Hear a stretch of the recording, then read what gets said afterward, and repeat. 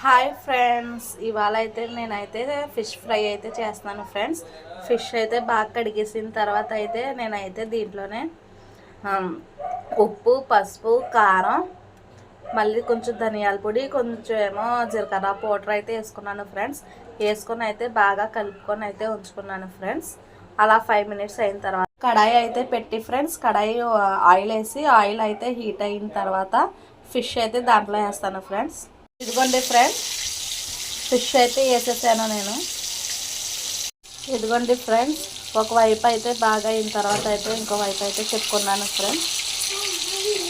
తిప్పుకున్న తర్వాత ఇంకోవైపు కూడా బాగా అయితే కాల్చుకోవాలి ఫ్రెండ్స్.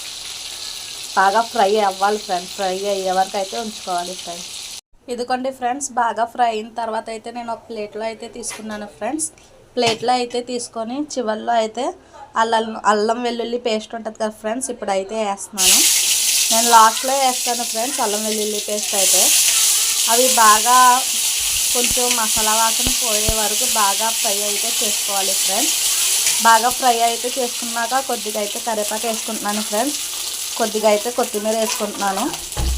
అవి కూడా బాగా ఫ్రై అయితే చేసుకోవాలి ఫ్రెండ్స్. బాగా ఫ్రై అయిన తర్వాత ఇదిగోండి ఫ్రెండ్స్, ఇప్పుడైతే నేను ఫిష్ అయితే వేసేసుకున్నాను ఫ్రెండ్స్. వేసుకున్నాక ఒకసారి అయితే బాగా కలుపుకోవాలి ఫ్రెండ్స్.